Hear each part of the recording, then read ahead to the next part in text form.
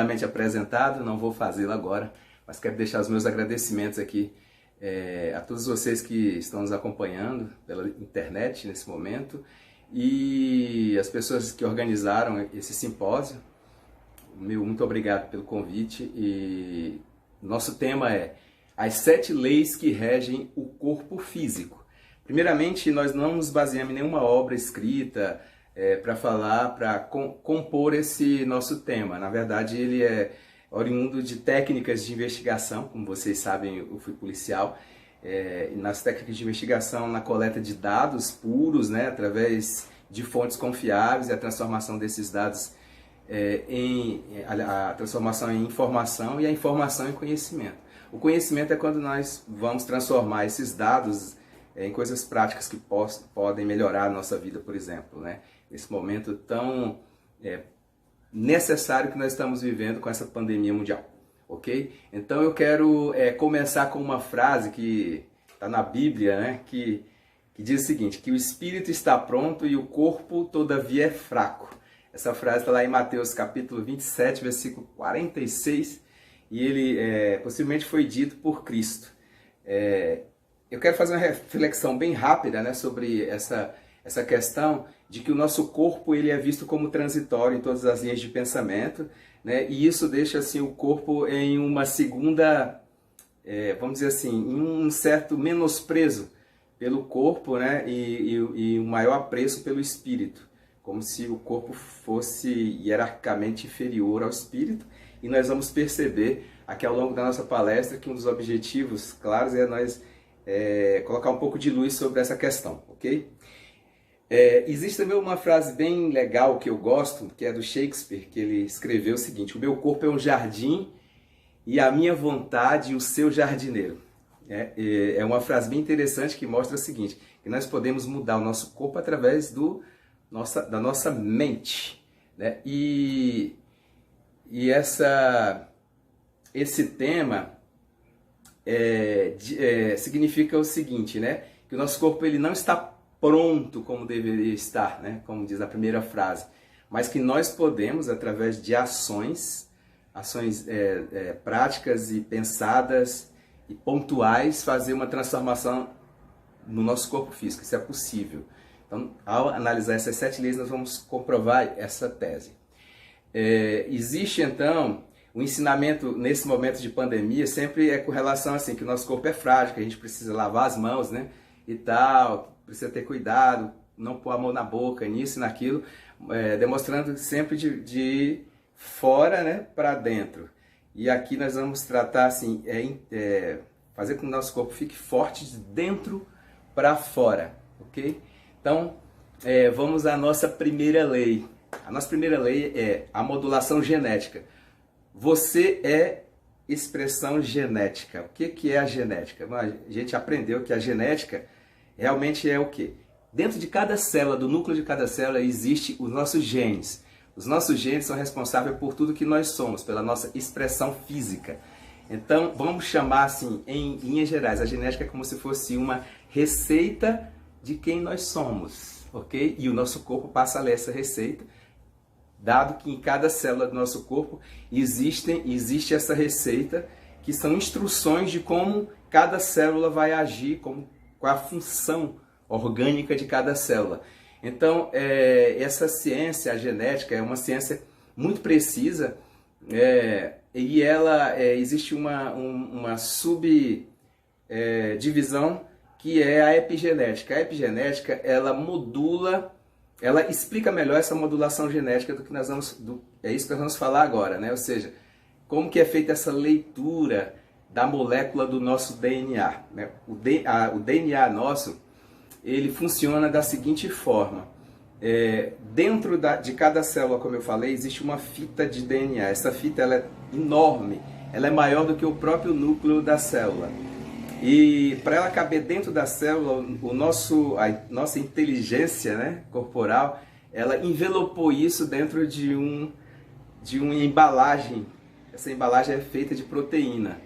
E como ela foi enrolada, né, como se fosse ela foi bastante enrolada, existe uma técnica para se ler esses genes. Os genes, então, são a escrita da receita de como nós funcionamos. E para fazer essa leitura, o nosso corpo ele faz de uma forma dinâmica. Quem aqui já fez leitura dinâmica? Ou quem aqui já leu um livro marcando as suas principais ideias, né? Então é mais ou menos assim. Quando nós, de acordo com o que nós fazemos no nosso dia a dia, o nosso corpo vai marcando como se fosse um marcador aquilo de principal que seria interessante para nós, que é o estudo da epigenética, né? Então eu vou dar um exemplo. Vou dar um exemplo utilizando aí o coronavírus como exemplo, né? Como é que funciona uma infecção no nosso corpo. Toda célula nossa é composta, né, por vários materiais orgânicos, mas o principal delas é as moléculas de proteína. As moléculas de proteína são fabricadas por quê? São fabricadas pelo comando genético, vamos dizer assim, pela ordem genética do nosso corpo. Cada molécula de proteína, de acordo com a sua formação, ela indica à célula funções que a célula vai desempenhar, seja na construção de hormônios, na construção de enzimas e etc. Né? O vírus, ele é vamos chamar assim, ele é um corpo muito simples, né? Ele é bem menor do que a célula, como se fosse assim, o nosso corpo e um limão. O vírus seria o tamanho do limão em relação ao nosso corpo. Nosso corpo seria a célula, por exemplo. No coronavírus, vocês já ouviram falar, né, que corona vem de coroa. E por que coroa? Porque existem filamentos de proteínas, né, ao redor do vírus, que é chamado de spikes, né, pelos pesquisadores, pelos geneticistas. Esses spikes são feitos também de proteína. E eles se ligam a uma certa proteína que existe em abundância nas células, que é o ACE2. O que é o ACE2 e qual é a função dele? Uma das funções dele é regular a pressão arterial. Então, quando um vírus do corona ele chega na célula, esse spike dele se liga àquela proteína que é a ACE2 e através daquilo ele abre a célula e a célula reconhece, como se fosse parte dela, e deixa o material genético do vírus entrar dentro. Com esse material genético lá dentro da célula, o vírus passa a comandar uma das funções primordiais das células, que é a reprodução, através da meiose, né? Quem estudou a base biológica sabe que as células se reproduzem assim. E esse vírus passa a fazer cópia dele mesmo em grande quantidade, ao ponto de deixar toda aquela camada externa das células cheia de si mesmo, de cópias de si mesmo. Então essas cópias, elas passam a matar a célula, fazendo com que ela perca as suas funções. Então, o que eu quero dizer com isso? Vamos chegar a uma conclusão.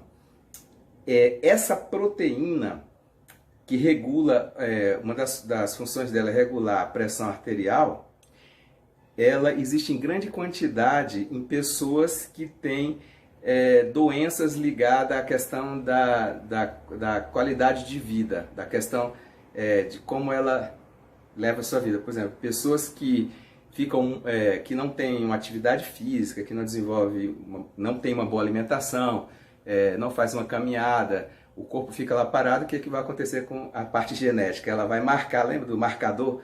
O corpo dela vai passar a funcionar assim, e aquela molécula que é produzida, geralmente pessoas que têm problemas com a alimentação, que têm diabetes ou que têm algum tipo de doença que é condicionada a essa questão da qualidade de vida, vai ter muito dessas proteínas ali nas suas células, principalmente nessas células das mucosas, do nariz, da boca, é onde o vírus se instala primeiro.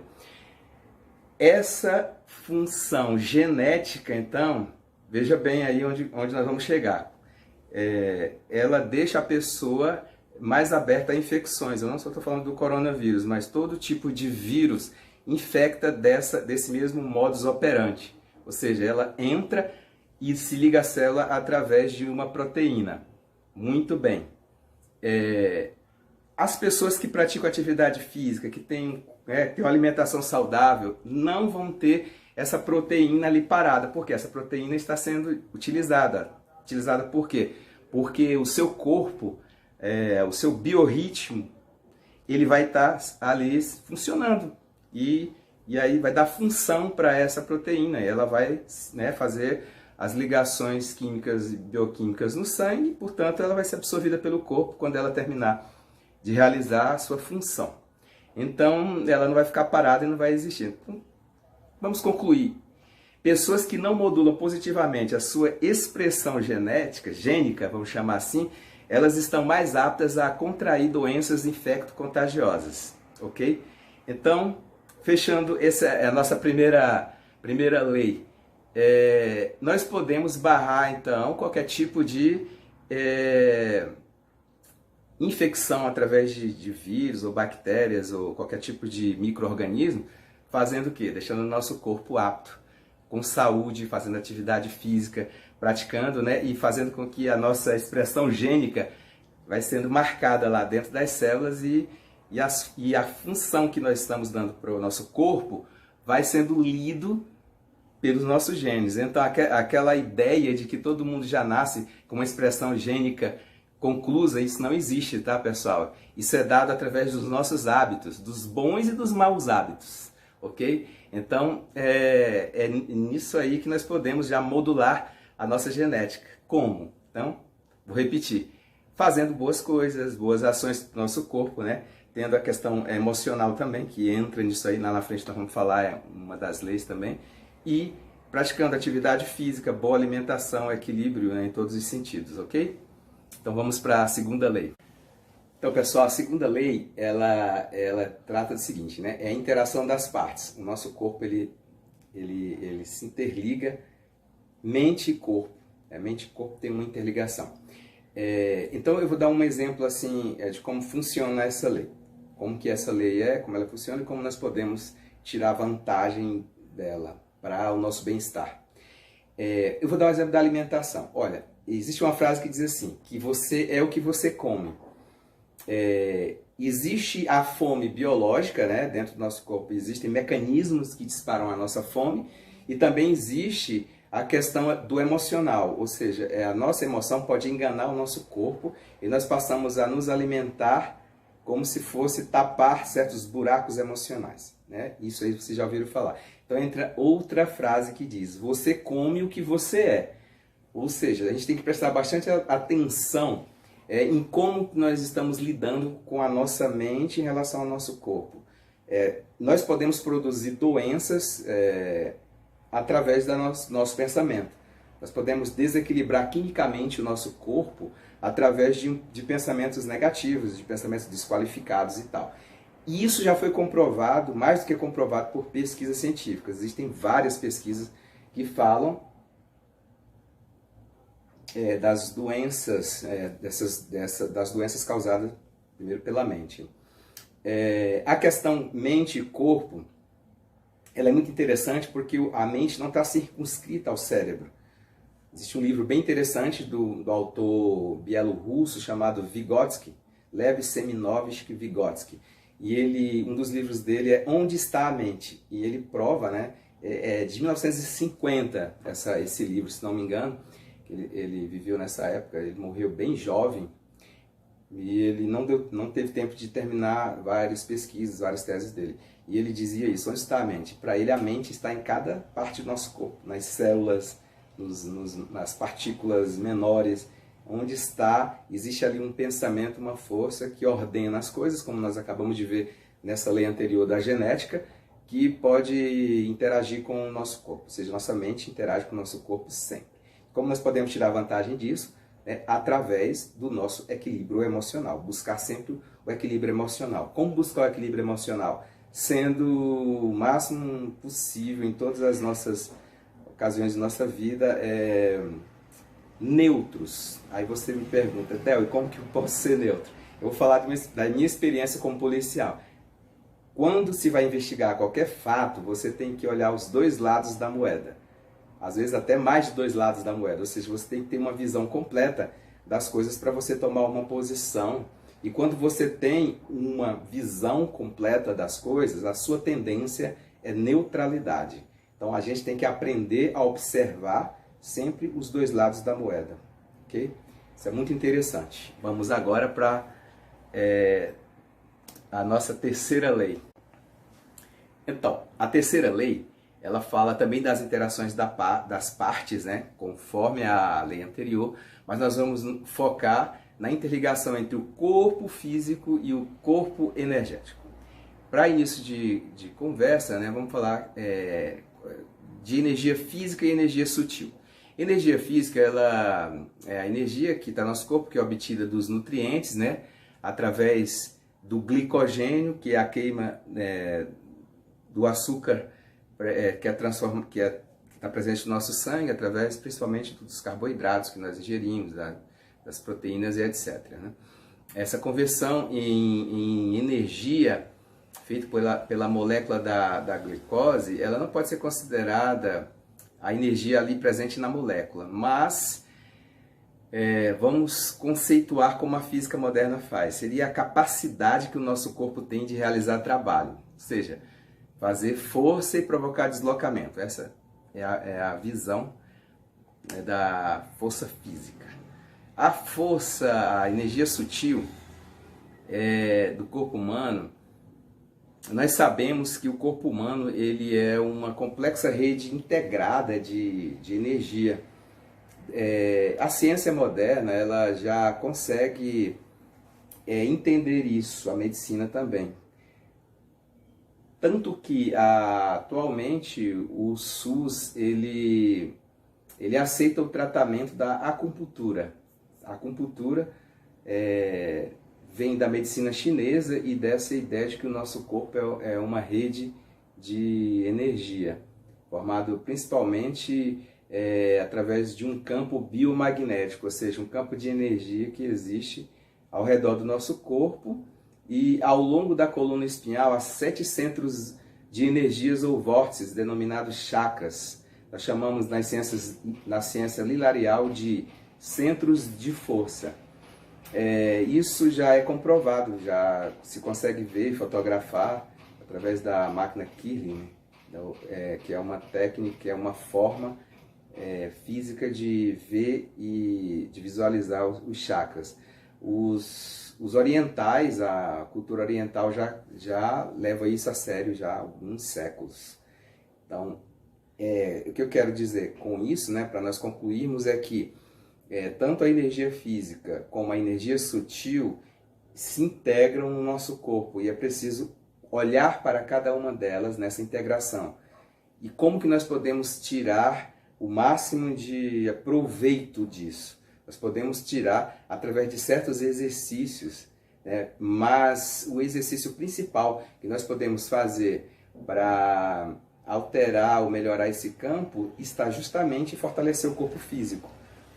Todas as doenças, segundo a medicina chinesa, elas surgem primeiro nesse campo sutil. Um desequilíbrio do campo sutil vai para o corpo físico, então, e vice-versa. Então nós temos que estar sempre fazendo manutenção consciente dessa integração entre o corpo físico e o corpo energético. Nas ciências lilariais nós temos várias pesquisas nessa área e várias técnicas de estimulação desses vórtices de energia existentes no nosso corpo, né? E como trabalhar eles. Seria assim um assunto para outra palestra, mas vocês podem procurar, né, nas nossas redes sociais, principalmente na TV CH, tem muita informação a respeito disso, ok? Então nós vamos para a nossa próxima lei, que é a quarta lei. Então a quarta lei, ela refere ao plano perfeito do corpo físico, a projeção refinada do corpo humano.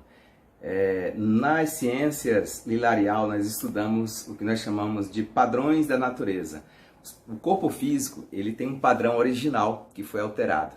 Quando nós reconhecemos esse padrão original, nós podemos retornar a ele. Então já estou fazendo quase que a conclusão e a utilização do funcionamento da quarta lei, que é o plano perfeito, a projeção refinada do corpo humano. Nós vamos falar um pouco disso, trazendo o conceito do que é os padrões da natureza, né? Se observa que a natureza existe um padrão perfeito, né, de funcionamento que se interliga uns com os outros, né? E isso é chamado de designer perfeito, né? É aplicado ao nosso corpo também, e todas as coisas que existem convergem esse padrão elaborado da natureza. O corpo físico ele é uma máquina perfeita, porque há como uma possibilidade de visualizar. Isso é principalmente através da matemática. No século XII, um italiano chamado Fibonacci, ele sugeriu que existiam números que se repetem, né? Que descreve vários padrões da natureza. Vou explicar assim bem rapidamente para vocês. Os números são sempre a soma dos dois anteriores. Por exemplo, se eu encontro 0 e 1, vem uma sequência da soma desses números. Ou seja, 0 mais 1, 1, né? 1 mais 2, 3, 3 mais 2, 5, aí 8, 13, 21 e assim por diante. No nosso corpo físico, ao aplicar esse padrão, ele encontrou um número perfeito, que é 1,618. Como que ele encontrou isso? Por exemplo, um corpo humano mediano, se eu dividir a altura pela distância entre o umbigo e a cabeça, o resultado será sempre algo em qualquer corpo mediano entre 1,618.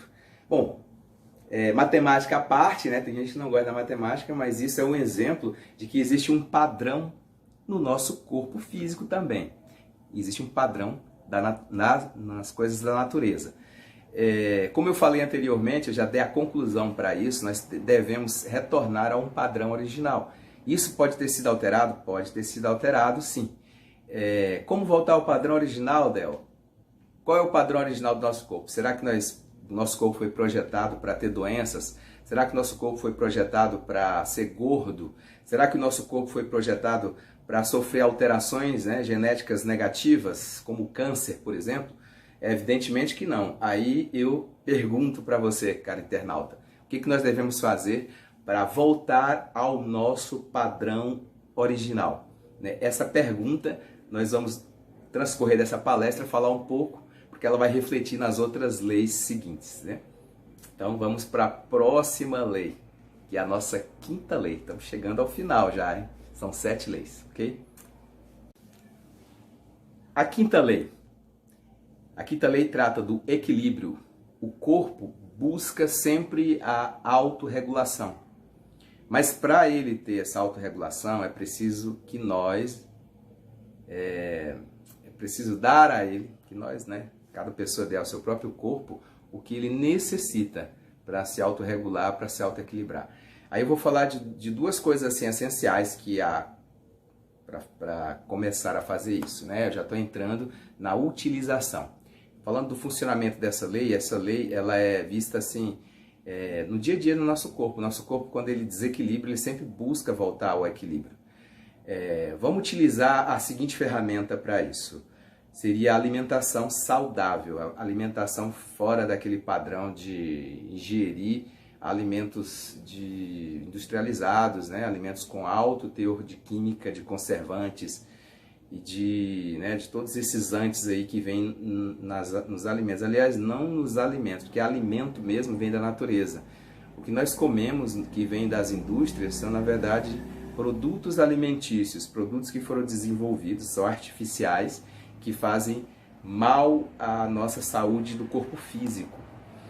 A alimentação saudável, com o tempo, você vai dar ao corpo o que ele precisa para se autorregular. Mas tem outra coisa também, nem todo alimento, nem todos os alimentos contêm os nutrientes necessários para o corpo voltar a se autorregulamentar. Então, para isso, nós precisamos da suplementação. O que são suplementos? Suplementos são o que iria complementar a nossa alimentação em termos de vitaminas, em termos de sais minerais e em termos de aminoácidos. Esses três componentes, eles dão ao nosso corpo o necessário para o que nós estamos falando aqui, a autorregulamentação ou equilíbrio, a busca pela autorregulação, vamos chamar assim. Eu não vou falar muito sobre esse assunto, mas eu indico, né, uma live da doutora Patrícia Caran, que está na tvch.com.br, que ela discorre muito bem sobre os tipos de suplementação, o que é uma suplementação, né, o que o corpo precisa, quais são os suplementos mais necessários ao corpo físico, dentre eles principalmente os minerais. Lembrando, né, daquela parte da genética, a regulação genética, ou a harmonização do corpo físico, precisa dos componentes bioquímicos, precisa dessa suplementação. Ok, então é basicamente isso, para nós concluirmos aqui a nossa quinta lei, que é o equilíbrio. O corpo busca sempre a autorregulação. Vamos agora para a sexta lei. Sexta lei, ela fala da não degeneração, que o corpo não foi projetado para envelhecer. Vamos falar do envelhecimento biológico. Tem o envelhecimento biológico e o envelhecimento cronológico. O envelhecimento biológico, ele hoje é visto pela medicina atual como uma doença. Ela é uma doença degenerativa que acontece com o passar dos tempos. E eu falo isso porque já se identificaram até os genes que causam o nosso envelhecimento. Como nós falamos lá na questão genética, tem como movimentar isso, tem como fazer com que destrave esses genes, né? Isso aí é um assunto bem amplo, mas o que eu quero deixar claro aqui é que o envelhecimento biológico, os estudos apontam, né, que o envelhecimento é, na verdade, uma doença e pode ser curada, e a gente pode prolongar a vida, sim. Segundo estudos científicos atuais, assim, se acredita que o corpo físico foi projetado para viver no mínimo 500 anos ou mais.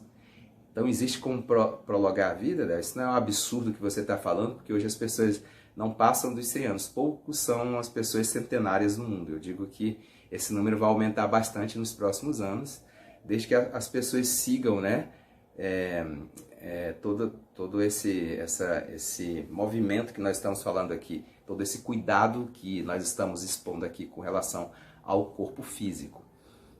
Como nós podemos utilizar essa sexta lei a nosso favor? Complementando, vocês já perceberam que tudo está se complementando, né? Tudo que nós estamos falando até agora. Voltando aqui à lei anterior, né?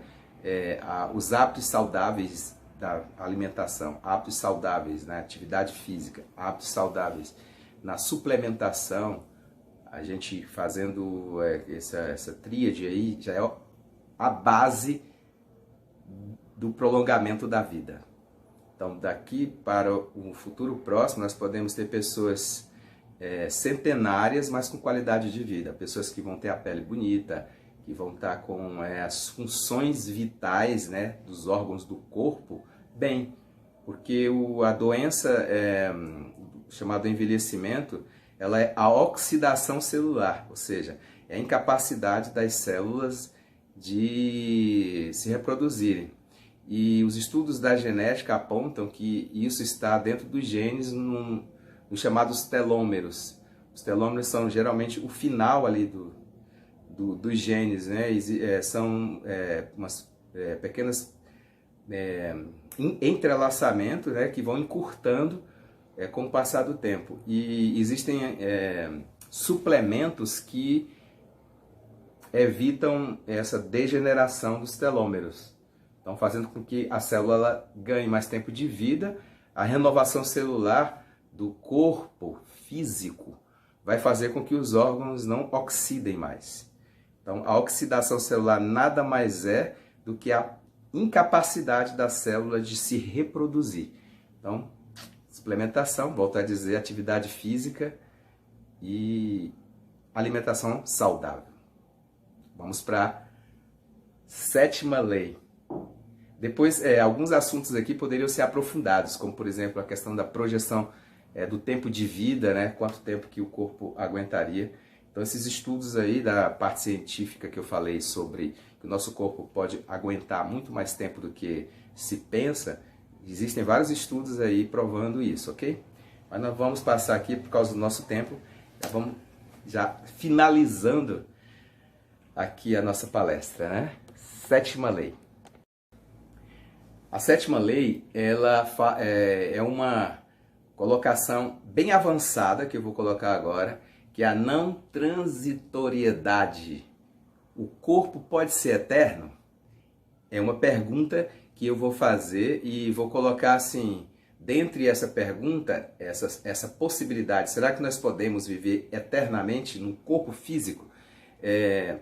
Vamos fazer assim, para concluir a nossa palestra, vamos trazer alguns históricos, né, sobre isso, e o ser humano, o anseio do ser humano é a vida eterna. Isso ainda não foi alcançado pela ciência, mas é buscado sim pela ciência. Existem várias correntes científicas que buscam, né, essa vida eterna. As religiões já prometem isso, mas ainda está só nas promessas. Nenhuma concluiu ou comprovou a questão da vida eterna. Mas o que eu quero deixar aqui como conclusivo é que, dependente do que eu estou falando aqui, para você que está me ouvindo aí em casa, existe dentro de cada ser humano um anseio pela vida eterna. O ser humano, ele não foi feito para ser transitório. Existe sim esse anseio. Então eu quero dizer que isso é um objeto de estudo científico, sim. Não é ficção científica. Existem relatos de pessoas que alcançaram uma longevidade incrível, né? Existem históricos na Bíblia que falam de pessoas que viveram até 1000 anos, quase 1000 anos, né? Isso é inimaginável nos dias de hoje, mas eu termino a palestra fazendo essa pergunta, né? Você anseia viver eternamente? E caso a resposta fosse sim ou não, eu faço a outra pergunta. Como você imagina alcançar a vida eterna no corpo físico? Então, isso leva a um reajuste do pensamento a respeito da hierarquia do corpo físico. Será possível a matéria existir eternamente?